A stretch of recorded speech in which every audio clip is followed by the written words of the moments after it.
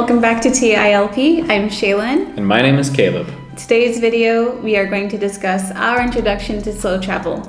This will actually be the first in a series of videos discussing nomading, digital nomading, and our experience traveling slowly around South America for the past 3 years. And some useful tips as well. So what exactly is slow travel? For us, slow travel is like taking the scenic route in a video game instead of using fast travel.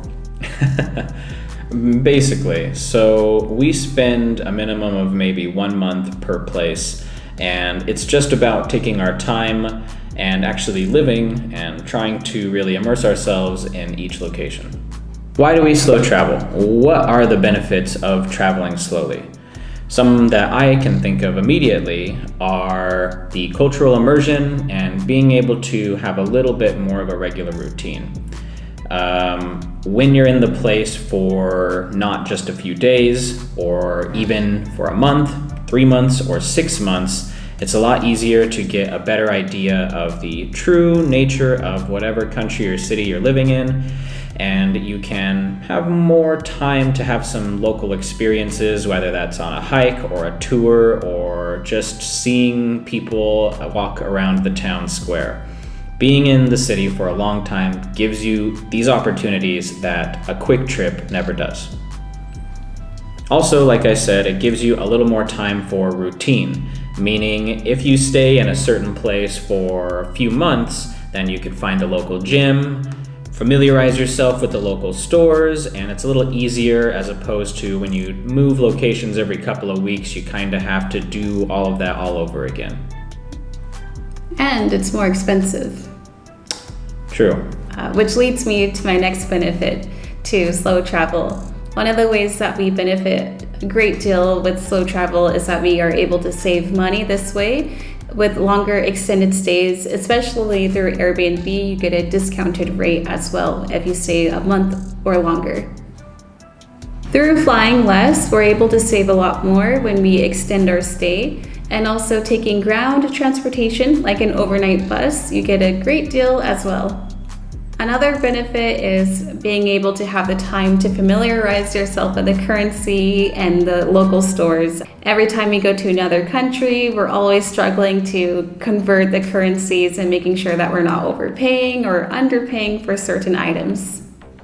My next point is, through slow travel, we've been able to make great connections with many local people and friends from all around the world.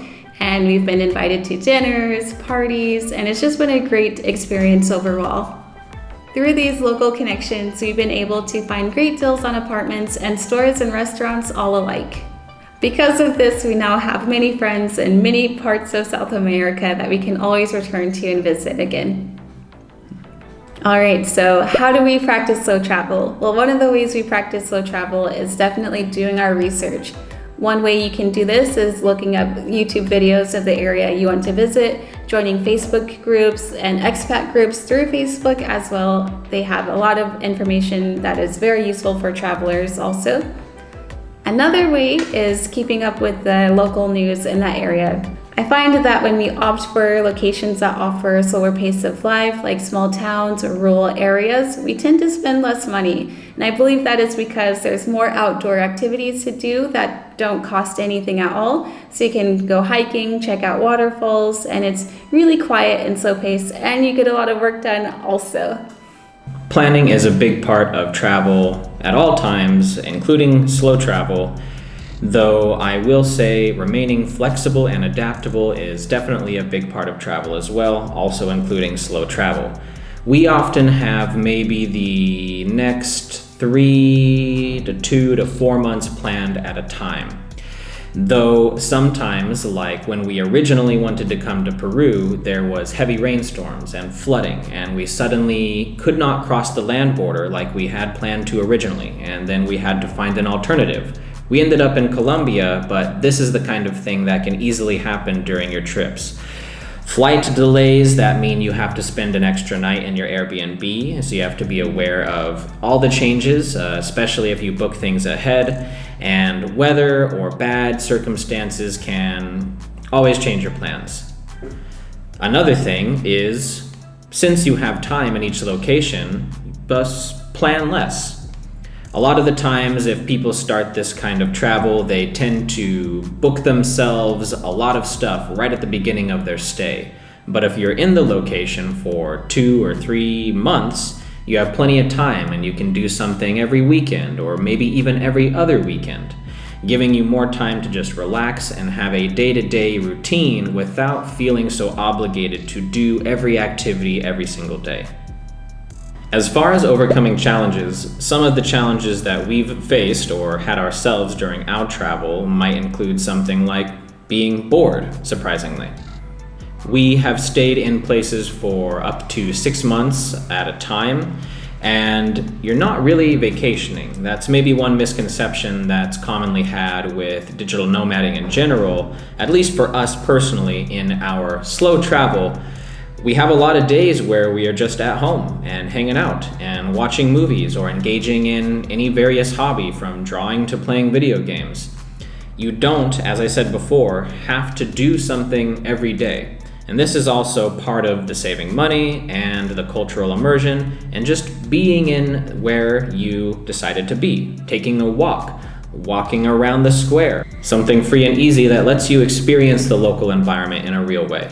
Also on that note, if you're somebody who has really strong attachments to your hometown or your local network where you are, keep in mind that homesickness or some form of loneliness might affect you.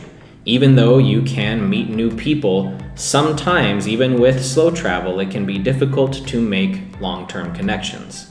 At least something as deep as your childhood friends from back home. Keeping this in mind and using modern technology to do things like video calls or constantly texting or emailing can definitely help. But keep in mind that unless you're traveling with another person, there will be times that you might feel lonely or bored.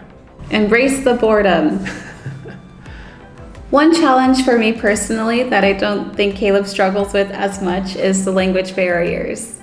At least here in South America. When in Brazil, we had the same problem. Oh, same problem, same page. Rule of thumb, and I think it is key for everyone if you visit a country where you do not speak the language, is to learn a few basic phrases, and that can help you a long way. Don't expect everyone to speak English, and also don't expect everyone to understand you. Since we stay in locations for an extended amount of time and local areas, we pay more attention to our safety and security. One rule that we follow is to look poor and pissed off. It really helps just to keep you on the down low. Not only just your skin color and genetics may help you stand out from area to area, but also just your demeanor and how you act. If you act like you're on vacation, people will think you're on vacation. In conclusion, slow travel may come with its own set of challenges, but in our opinion, the reward far outweighs the obstacles. Being able to be culturally immersed, save money, and make some connections along the way is really important to us. So that's why we choose to travel slowly in all of our destinations. We've been traveling South America for 3 years, and we'll talk a little bit more in detail about how we do that in the next video. So stay tuned for more.